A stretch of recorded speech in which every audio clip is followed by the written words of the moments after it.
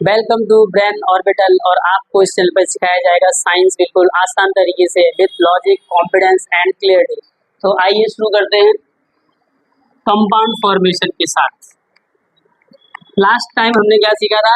Octet rule. तो आज हम सीखेंगे कंपाउंड फॉर्मेशन। तो जो हमने ऑक्टेट रूल में चार्जेस सीखे थे उनका इस्तेमाल यहाँ करेंगे। उसके अलावा कुछ और दो एलिमेंट से मिलकर बनने वाले जो चार्ज हैं उनको एक बार देख लेते हैं।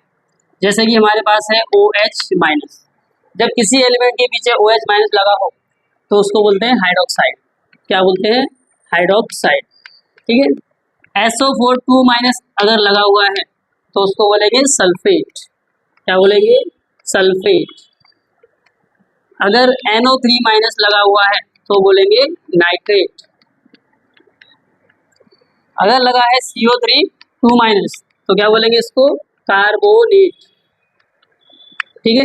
तो ये जो कुछ है ये हमको याद होने चाहिए। इसके अलावा कोई नया अगर आता है तो मैं आपको साथ साथ में बताता चलूँगा। ठीक है। तो ये चार आपको अलग से याद रखने पड़ेंगे। और जो हमने लास्ट टाइम ऑक्टेट रूल में पढ़े थे उन चार्जेस का इस्तेमाल करके हम क्या करेंगे? कंपाउंड फॉर्म करेंगे। ठीक है। तो एक बार इनको अलग से लिख लेना, फिर हम चालू करते हैं। Hydrogen chloride. ठीक है। तो इसमें दो चीज़ें, क्लोराइड में क्लोरीन है और हाइड्रोजन तो हाइड्रोजन है। तो हाइड्रोजन को हम लिखते हैं H प्लस, क्लोराइड को लिखते हैं Cl माइनस। Cl माइनस में 1 माइनस है, यहाँ पे 1 प्लस है। 1 का मल्टीप्लाई H में करेंगे तो क्या आएगा? H। और 1 का इसमें करेंगे तो क्या आएगा? Cl। तो क्या बन गया? HCl। ठीक है। दूसरा लेते हैं हम लोग कैल्शियम कार्बोनेट। क्या लेते हैं? Calcium carbonate. ठीक है। तो कैल्शियम हमने पढ़ा था 20 नंबर पे। क्या लिखा था उसको? Ca2 प्लस लिखा था। कार्बोनेट को अभी क्या लिखा था हमने? CO3 2 minus. ये अभी हमने जो चार लिखे थे उनमें था ये। तो अब देखिए ये जो चार्ज है ये सेम है, 2 माइनस और 2 प्लस सेम है, मतलब ये क्या होगा? कैंसिल हो गया। अब बचा कितना होगा? यहाँ पे भी 1 बचा होगा, यहाँ पे भी 1 बचा होगा।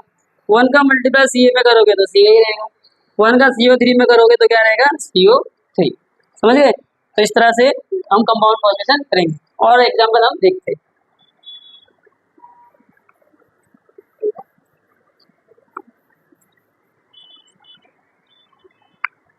अब लेते हैं सोडियम नाइट्रेट।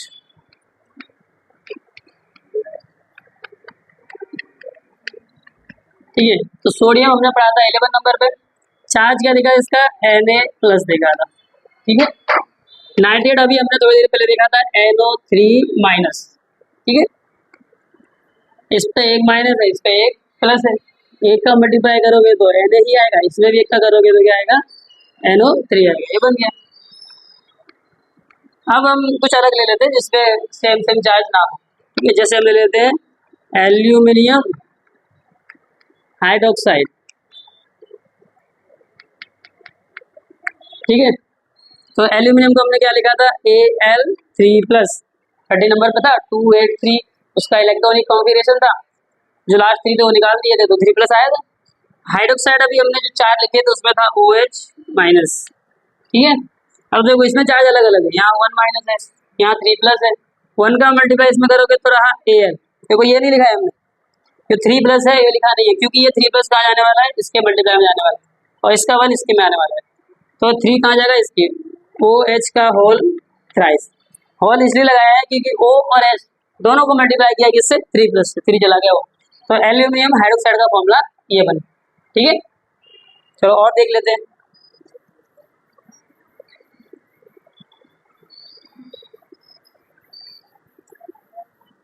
अब हम देखते हैं 5 नंबर। ठीक है। कैल्शियम क्लोराइड देख लो। ठीक है। कैल्शियम को हमने क्या लिखा था? Ca2 plus. ठीक है। क्लोराइड को क्या लिखेंगे? Cl minus. अब यहाँ पे 2 है, यहाँ पे 1 है। 1 का मल्टीप्लाई इसमें करोगे तो क्या आएगा? Ca।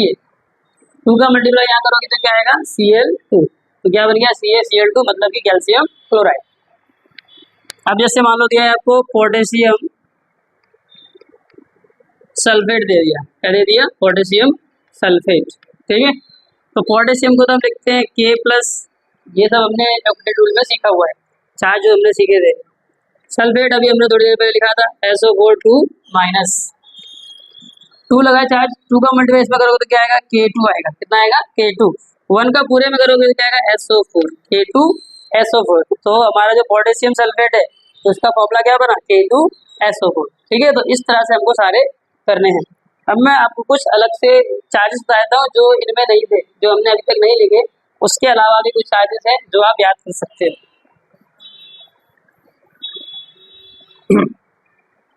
जैसे आपके पास है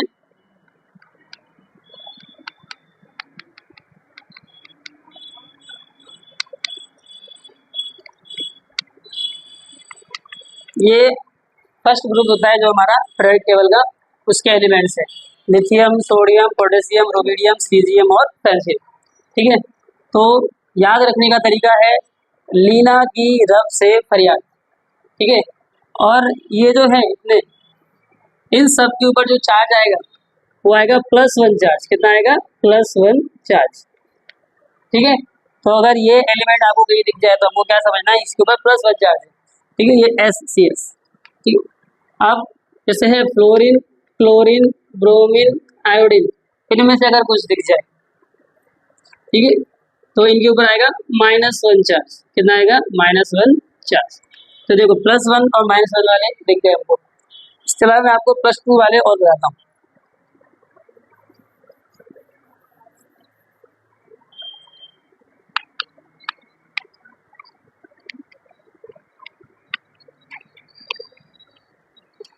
पहले नंबर पे यहाँ पे है beryllium, magnesium, calcium, strontium, barium और रेडियम।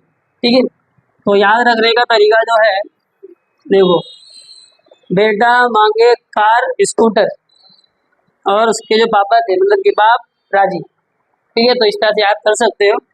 और इनके ऊपर जो चार्ज है वो है +2 चार्ज। कितना है +2 चार्ज। जब इनमें से कुछ दिया हो तो हमको कितना चार्ज समझना है, +2 चार्ज समझना है। ठीक है, तो इतना तो आपको याद होना चाहिए। इसके अलावा जिंक ले सकते हो Zn2+। ठीक है, कॉपर के ऊपर भी कॉपर प्लस भी होता है और कॉपर 2+ भी होता है। ऐसे ही आयरन के ऊपर Fe2+ भी होता है और Fe3+ भी होता है। ठीक है, अब ये दो डबल डबल चार्ज वाले हैं, इनको कैसे पता चलेगा कौन सा लेना है। तो इसको बोलते हैं फेरिक आयन। क्या बोलते हैं फेरिक, इसको बोलते हैं फेरस। ठीक है, देखो यहाँ पे कम चार्ज वाला को OUS लगा रहे हैं, तो यहाँ पे कॉपर वाले में लिखेंगे क्यूप्रस, यहाँ लिखेंगे क्यूप्रिक। तो ये हो गया अपना क्यूप्रस और ये हो गया क्यूप्रिक। जैसे मान लो आपको दिया है क्यूप्रिक ऑक्साइड, तो मतलब ये वाला यूज करना है। जैसे आपको एक क्यूप्रस ऑक्साइड, तो ये यूज करना है। आपको मान लो दिया है फेरस ऑक्साइड, तो ये यूज होगा। फेरिक ऑक्साइड, तो ये यूज होगा। तो हम इनके एक बार एग्जांपल देख लेते हैं। ठीक है,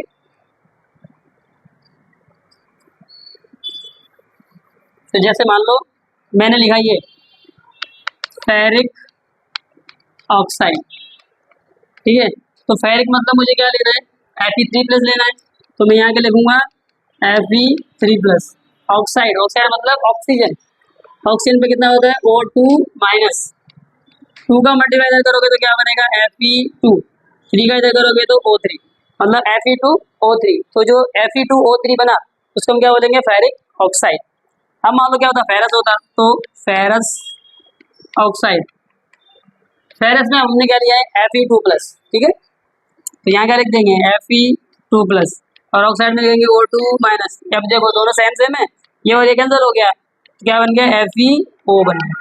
समझ गए, इजी है। ऐसे हम लोग ऊपर का ही बना सकते हैं। ठीक है, तो कुछ और एग्जांपल भी देखते हैं हम लोग।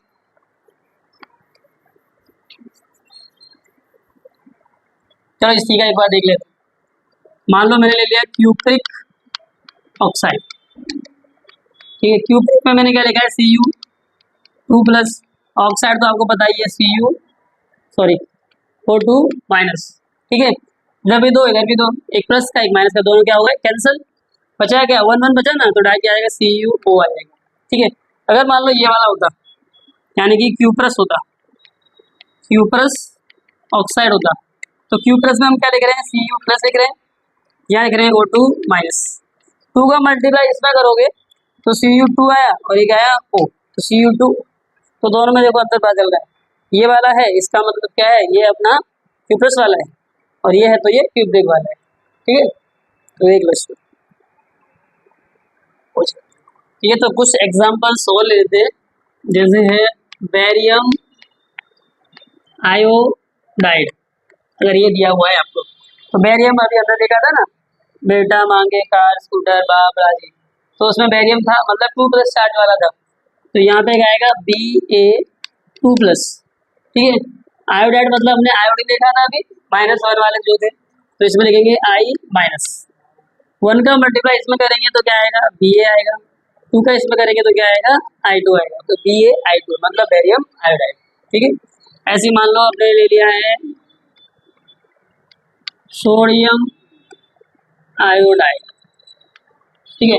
कुछ और लेना तो ले सकते, ब्रोमाइड ले लो, सोडियम ब्रोमाइड, ठीक है।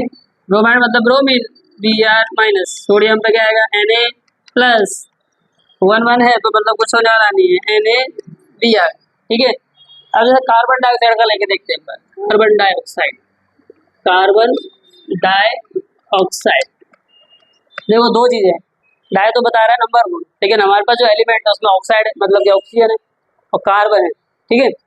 तो ऑक्साइड तो क्या होता है O2- होता है, तो पहले वाला जो हम एलिमेंट लेंगे वो प्लस का लेंगे, और कार्बन पे दोनों चार्ज है, प्लस वाला भी है और माइनस वाला भी, तो यहाँ लेंगे C4+, ठीक है। ये प्लस वाला ये माइनस वाला, कार्बन पे होता है C4+, इस पे होता है 2-। अब देखो कट रहा है क्या, 2 × 2 2 × 2 4, यानी यहाँ पे बचा 2, यहाँ पे बचा 1, यानी कि हम क्या करेंगे 1 का मल्टीप्लाई सी में करेंगे तो सी रहा, ऊपर जो 2 बचा है उसका मल्टीप्लाई कर दो O में, तो हो गया CO। तो जो कार्बन डाइऑक्साइड का फॉर्मूला बनता है ऐसे बनता है, ठीक है। तो इस तरह से हमको सारे करने पड़ेंगे, और इसके बेस पे ही हम क्या करेंगे आगे इक्वेशंस और रिएक्शन देखेंगे। इसके बाद हम क्या करेंगे बैलेंसिंग ऑफ इक्वेशन भी देख लेंगे। तो जैसे जैसे टॉपिक बढ़ता जाएगा वैसे वैसे हम बैलेंसिंग, कंपाउंड फॉर्मेशन और रिएक्शन तीनों के तीन कंबाइन करके इस चैप्टर को लास्ट में कंप्लीट करेंगे, ठीक है। तो आज के लिए हम लोग इतना ही रखते हैं, बाकी हम अगले लेक्चर में पढ़ेंगे। तो इसके बाद लास्ट में एक ही चीज़ मैं बोलता हूँ हर बार कि हमारे चैनल को लाइक करें, शेयर हो सकता है शेयर करें, और कमेंट जरूर करें, और अगर कोई आपको डाउट है तो आप कमेंट बॉक्स में डाउट पूछ सकते हैं। Thank you.